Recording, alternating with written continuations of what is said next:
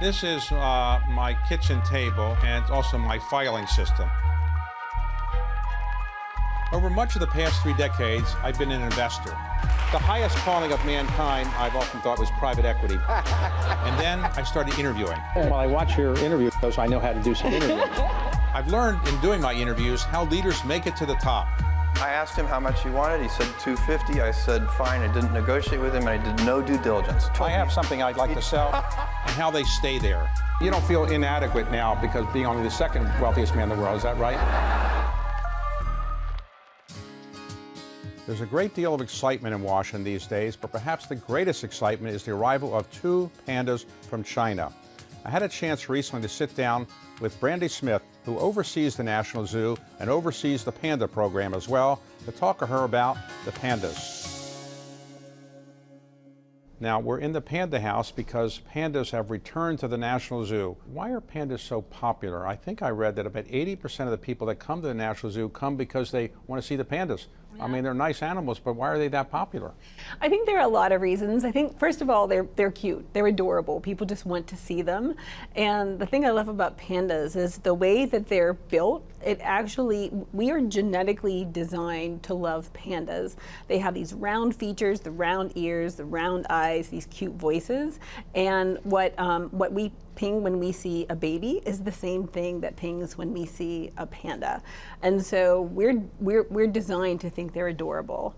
But they're rare. So I think it's a matter of having the opportunity to see them. You take the opportunity when you can. And pandas are a story of joy. They're a story of hope and of happiness and success. It's a successful program that everyone is a part of. When did you get the new pandas?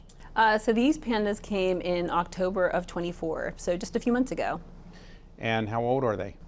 They're both 3 years old. The pandas are here not just because they're adorable, but they're actually part of a breeding program that's helping to save the species. And so we wanted to get the most genetically valuable animals, and we narrowed it down to a few pairs. But I will say we sent a veterinarian to China just to check the records of the different animals, and we did ask him to pick the cutest pair.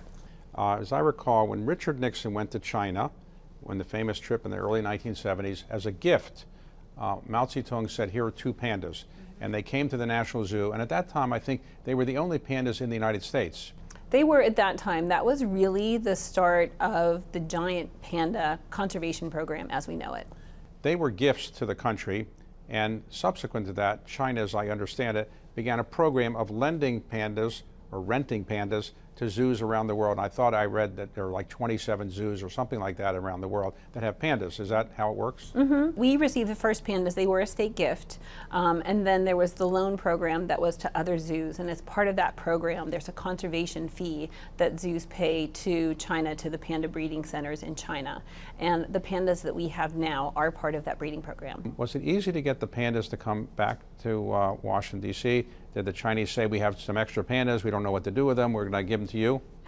Well, it was a little more difficult than that. It probably took us, it was about over the course of a year where we had conversations with our colleagues in China, and we were able to get pandas here very quickly. I think it's a testament to the relationship we've built over decades, to the conservation success that we've had here with our pandas and our panda program. And so it was a lot of conversations, but I think we always knew in the end that we did want pandas at the National Zoo. How big is the National Zoo? How many acres do you have here? So we have 2 facilities. We have the zoo, which is in Washington, D.C. It's 175 acres in Rock Creek Park. And then we also have a facility called our Conservation Biology Institute, and that's 3,200 acres, and it's in Front Royal, Virginia. Now, when I was a little boy growing up in Baltimore, we had a zoo there, and it still exists. But the animals always seemed to be in big cages. They didn't seem to be able to roam around that much. Now, my understanding is that people that are in charge of zoos let animals have more freedom and more space than they used to. But what about the argument that some people say it's not nice to have zoos at all because let the animals stay in the wild? Why should we have people like me gawking at them all the time? How do you respond to that? I love that question because it's asked by people who care deeply about animals. And so I'll answer in 2 parts. And one is the emotional part about animals in zoos. And I always, I think about people who have pets. right? People get pets. Most of them aren't trained to care for them. They don't know that much. They bring them to their house. They have them in their apartment. Go for walks every so often. But they know those animals are cared for. They know that those animals are happy. They know that they love them and they're loved back. Now imagine that. Except imagine that you have experts, hundreds of experts who are trained in the care of animals, right? People spent their entire lives caring for these animals with the best nutrition, the best veterinary medicine, habitats that are scientifically designed to meet their behavioral and biological needs. And that's animals in zoos. We know they're happy, we love them, and we know they're loved back. So what is, other than pandas, who are the biggest attraction, or what are the biggest attraction at the National Zoo? People, we call them the charismatic megafauna. People love the big animals, the pandas, elephants, lions, tigers, cheetahs. But one fact that I think is really funny, the most searched animal on our website are snakes. And so I don't know if people are searching them because they want to see them or if they're searching them because they're afraid to see them. Now let's go back and talk about the pandas because they're so popular, and obviously you get a lot of visitors because of that. So where do pandas come from? Why is it only in one place, as I understand it, where pandas are? You've got 200 countries in the world. Why only one country has pandas? So that's just the area. They are indigenous to kind of the cool mountain forests in China. So that's the habitat that sustains them the best. And pandas actually, they're obligate bamboo eaters. If they don't eat bamboo, they'll get sick. So they're very heavily dependent upon having the appropriate habitat. Now, originally, pandas, which were maybe a couple million years old, we think, they used to have a meat diet, as I understand it. They were carnivores, but then maybe 500,000 years ago, they became herbivores. So I don't know if that's easy to do with your stomach, but because they only eat vegetables or non-meat, do they have enough nutrition to get through the day? A lot of people don't realize this. Pandas they're taxonomically, they're carnivores and they are bears. They are true bears. And they have evolved to take advantage of a more plentiful resource. They don't have to chase down their food. It pretty much just grows up around them as they sit there. So they've evolved special adaptations to be able to consume bamboo as quickly as possible. But what it lacks in quality, they make up for in quantity. So the pandas here at the National Zoo, we feed each panda 100 pounds of freshly cut bamboo every single day. And if you eat 100 pounds of food, which is bamboo, every day, 100 pounds a day, doesn't that take a lot of energy? And doesn't that mean that they sleep a lot because they use up a lot of energy eating? They do. They're digesting, so they spend their time. I feel like a panda's life is eating, sleeping, and playing. So I also think we love pandas because they're living like our best lives. And so it's so fun to watch them because sometimes you'll see a panda just mowing through bamboo leaves, and they'll actually stop for a second, and you think it almost looks like they're taking a little mini nap as they digest their bamboo before they just keep eating more. Now when they pick up the bamboo, and you grow your own bamboo, right? You don't bring it in from China, you grow it somewhere in the National Zoo area. We actually grow, so we have the facility in Virginia, 3,200 acres. We do a lot of our research there. All of our labs are there for all of the conservation and science work that we do. But we also grow all of our own hay, our own alfalfa, and our bamboo as well. Now, the panda bear has, like we have 5 fingers, panda bear seems to have like a 6th finger to help them pick up the bamboo. Is that an evolutionary trick or something to help them pick up bamboo? It's not really a thumb, it's a modified wrist bone that actually it's a flexible wrist bone that functions almost like a thumb as they hold on to bamboo, because bamboo's circular. So if you watch them, it looks like they're holding on, and it's part of that evolution from instead of investing in being a better predator, right, and being able to chase down their meat, they invested evolutionarily in being the best bamboo eater you can imagine. Now, there's a problem that pandas have in that there's so few of them. It was for a long time that pandas were thought to be an endangered species. Now they're called vulnerable. But how many pandas are there in the entire world? So this is incredible because this is all due to this panda program, and this is so important. So when we started with giant pandas 50 years ago, there were fewer than 1,000 pandas in the world, right? We're talking in the wild and zoos, fewer than 1,000. And decades later, there are close to 2,000 pandas in the wild now. Actually, I think a little over 1,800. There are over 700 pandas in breeding centers. So as part of this program, we have tripled the number of pandas on the planet. It's still a small number of pandas. It's a small number, but what we're also doing, and this is what I love about the panda program. People come here, they see the pandas, they're cute, it's great. But when they contribute, when they buy a stuffed panda or a t-shirt or something, they are actually funding our conservation efforts. So not only are we breeding pandas, not only are we learning more about giant pandas, but we're saving their habitat in the wild. So when this started, there were probably just about 10 small little reserves where pandas could live. There are panda reserves in China 3 times the size of Yellowstone. So because of this program, there are more pandas on the planet, more quality panda habitat in the wild, and pandas have gone from being endangered to being vulnerable. Now, one of the problems that pandas have, and the reason there's so few, is that their ability to reproduce is the most limited, it seems, or the most challenging in the entire animal world. So I think the female panda can reproduce only a short period of time, maybe 1 day a year or something like that. So the male has to show up at the right time, right? Yeah. And how does that work? Well, it's actually really interesting. So the female has a very narrow window where she's reproductively viable, but the males go through something called rut. So it's much longer. So basically for months that could overlap multiple females' estrus, the males are basically, they're looking for a mate. So they're scent marking, they're patrolling, they're covering a large territory, and what they're really doing is they're both looking for a mate and they're advertising to females that they would be, right, a great father to their cubs. So many VIPs, I assume, call you up and say, I'd like to come bring my grandchildren, my children, or I want to come myself to see pandas. You get a lot of that? So there are a lot of people who want to see giant pandas, and the thing I love the most is we are part of the Smithsonian, and so everyone, no matter how VIP you are, you can come here, you can see giant pandas for free.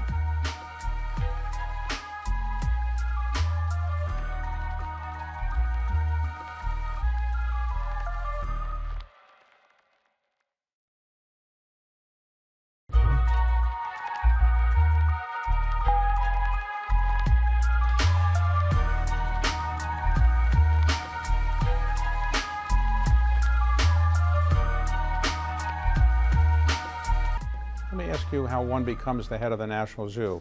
Let's talk about your background. Yeah. So where did you grow up? In Indiana, Pennsylvania. It's in western Pennsylvania, small town. I had a rural delivery address, and most of my relatives are coal miners. So when you were growing up and you're a little girl, did you play with dolls or did you play with pandas? I didn't have pandas, so stuffed animals, and our neighbors had cows, so I'd always go over and feed the cows and see my friends who lived on farms. So you told your parents you want to be a National Zoo director. How did you let your parents know that you wanted to be?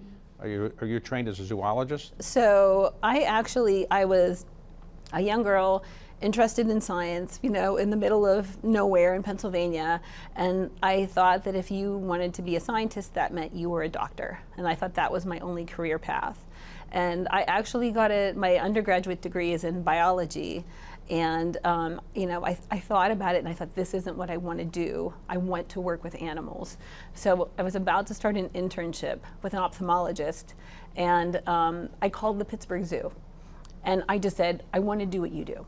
Tell me, how did you get this job? And because this was, back in the day, the guy said, actually, I'm on my way to interview for a summer intern, and I'll interview you right now. And if you do well, I'll hire you. And so I got the job, and I went home, and I told my mother that instead of doing an internship with a doctor, I was going to intern as a zookeeper. What did she say? Well, we were driving at the time. So one is she almost drove the car off the road, but the other, it was the first time I ever heard my mother swear. And she's like, at least do something respectable with your life. Be a lawyer. Okay, so you get this internship and you obviously must have liked it. So then what happened? I always tell people I never made a smart career choice in my life. So I always just kind of followed my heart.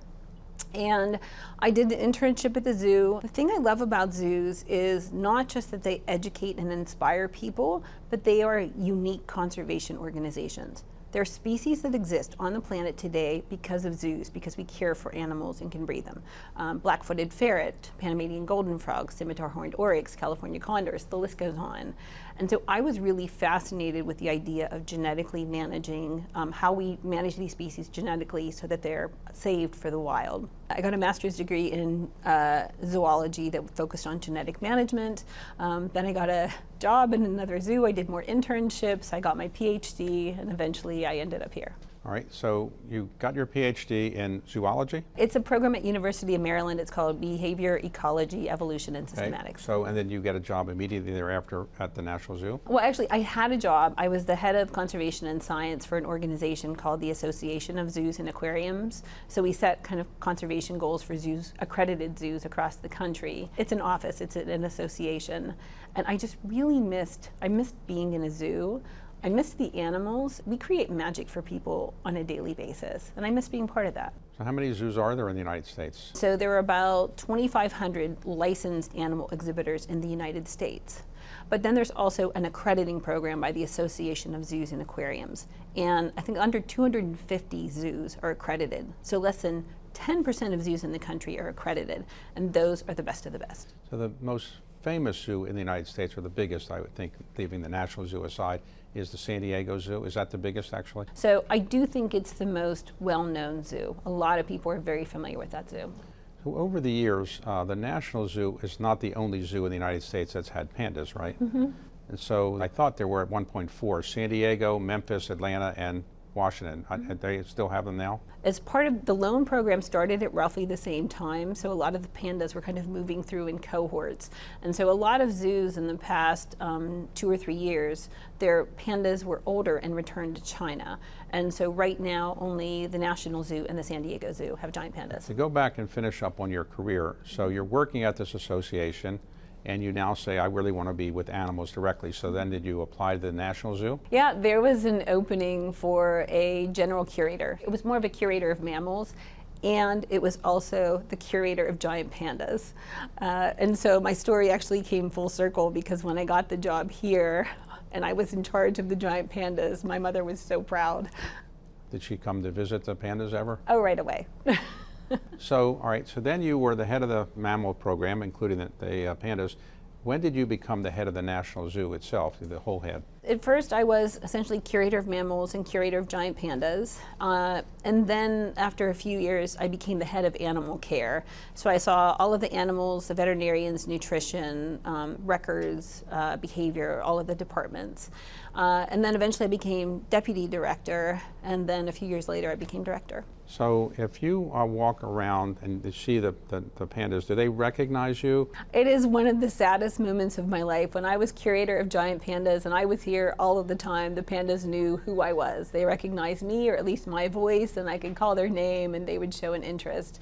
But as director, I'm not with them every day. I'm not the bringer of food and love and happiness. What did you do when COVID came? Nobody showed up then, right? I'll actually never forget that moment. The concern wasn't I can't go home. The concern was what happens if I get sick and I can't take care of my animals.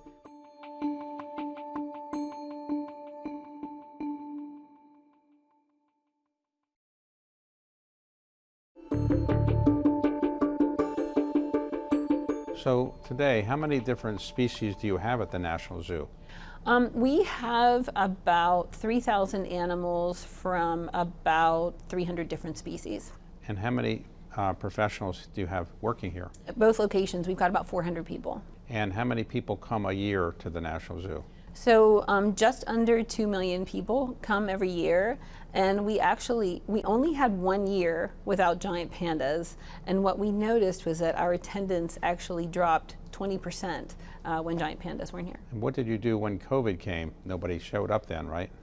We didn't have any visitors, but we had to keep working. So if we're responsible for the living collection, I'll actually never forget that moment, because the world is closing down because of COVID, and our team gathered in our Lion and Tiger building, and the offices there have this kind of bunker-like feel. And we were there, and we said, okay, what do we do?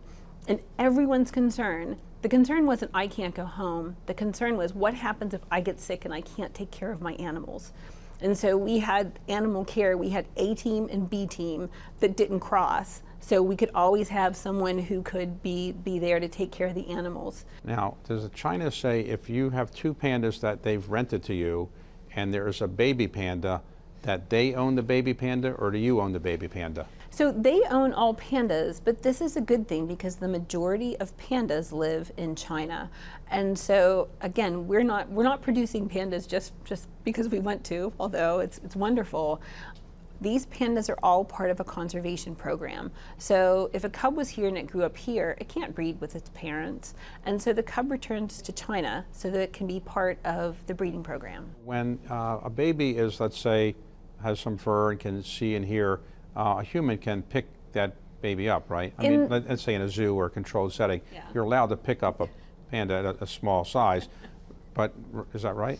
We do wellness checks on the cubs soon Okay. after they're born. So we do actually get hands on our giant pandas just to make sure they're doing fine and they're healthy and everything's okay. After a panda is what size, is it not possible for a zookeeper to actually be in the cage alone with them because they're bears and could be dangerous? So it's actually usually when they're about a year old, they hit about 100 pounds, and that's the time when they start to get, they're not predators, they're not going to see you as food, right? They don't see you as a threat, but even if they just do, right, they've got strong jaws, they've got sharp claws, so an animal could inadvertently hurt you even without trying. If I went into a panda in a place right now, like here, where the pandas are, and these now weigh 300 pounds, would that be dangerous?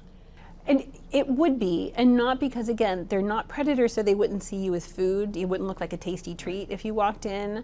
But they could think that you're a toy. They could think that we're something that we gave to them just to play with. Their jaws, their bite force actually equals that of a lion or tiger.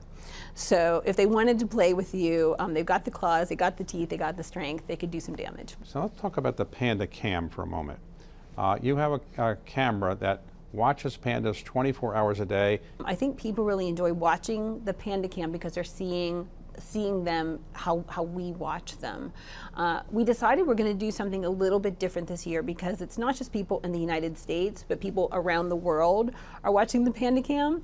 We want to do it during the daytime, during the 12 hours during the day when people are, when the pandas are awake, when keepers are interacting with them. So what we're going to do is we'll have 12 hours with the giant pandas and then replay that 12 hours for the people on the other side of the world who want to see giant pandas. Have you thought about selling advertising on your Panda Cams? We are Smithsonian's National Zoo, and so we receive about 60% of our funding from the federal government, and as such, we want to make sure that we are open and available to every single person who wants to see giant pandas and not necessarily be assailed by ads. So 60% of your funding comes from the federal government. The other 40% just falls out of the sky. Where does that come from? Well, we're really fortunate. We were talking about the Panda Cam, and so Boeing sponsors our Panda Cams. There are corporations who help sponsor us.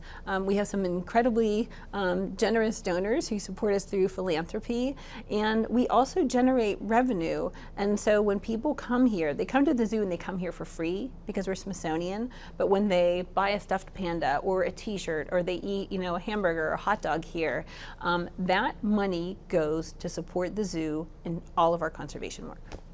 So if somebody wants to know something about the National Zoo and you've got 2 or 3 sentences you can give them, what is the summary of the National Zoo? Why is it so great, and why should somebody visit the National Zoo? National Zoo is part of Smithsonian. We are free, we are open and welcome to everyone, and when you come here, you are not just seeing the animals, you are not just having an incredible time that will stay with you and your family through the rest of your lives. You are part of our conservation success.